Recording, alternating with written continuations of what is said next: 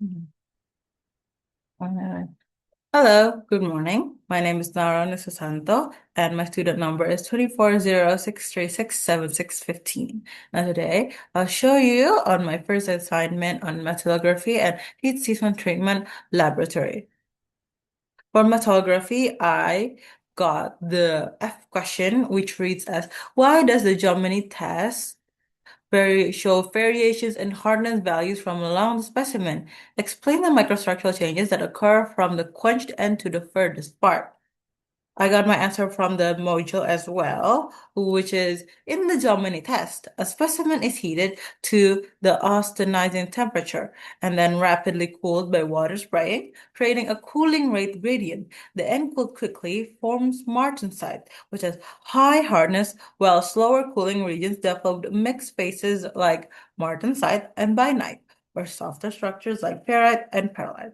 Hardness measurements are taken at specific intervals from the quenched end, starting at approximately 1.5 millimeters, to account for significant changes near the quenched end and more gradual variations further away. On the right, you can see a picture that I attached to PowerPoint, which is the test itself, the Gemini and quench test setup experiment or instrument. For HST, I got the fourth question, which is critically compare the mechanical properties, hardness, strength, ductility, and toughness of the following microstructures. A. Coarse perlite. B. Bainite. C. Martensite. Explain the relationship between microstructure and mechanical properties. On the right, you can see the table that I attached, which is based on the property divided into four: hardness, strength, ductility, and toughness, and its materials, which are coarse perlite, bainite, and martensite. I mean microstructures. In coarse perlite, it shows that it has low hardness, low to moderate strength, high ductility, and moderate toughness. For by night, it has intermediate or high hardness, high strength, moderate ductility, and high toughness. While martensite has very high hardness, extremely high strength, very low or brittle ductility, and tough and low or unless tempered toughness.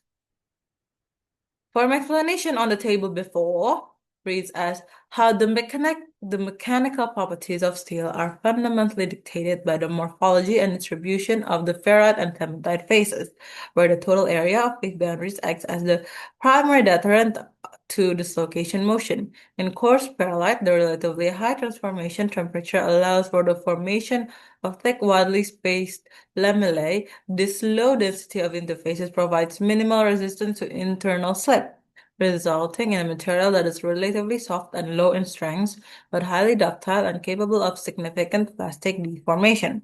As the transformation temperature decreases and undercooling increases, the structure refines into bainite, where the cementite is distributed in the very fine dispersion of needles or plates.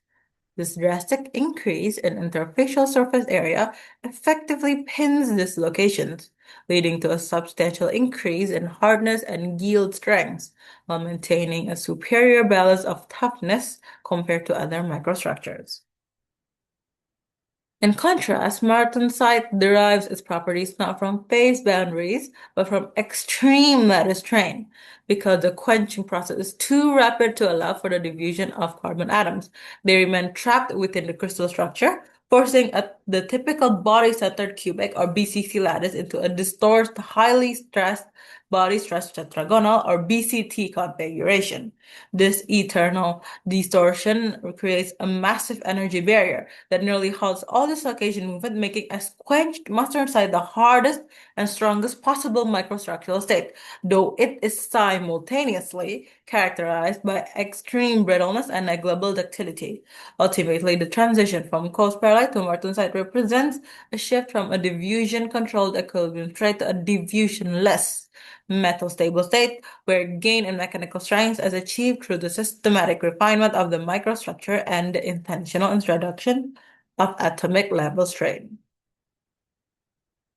Below are the references that I got from my answers, which are one by W.D. Callister and D.G. Roy, which from Material Science and Engineering, an introduction. Second, D. Escalante, PP, Fillet, and WJ, Wright, the Science and Engineering Materials. 3. GED to Mechanical Metallurgy, third ED. And 4. JW Martin on Materials for Engineering from Cambridge. Thank you for hearing my presentation and see you.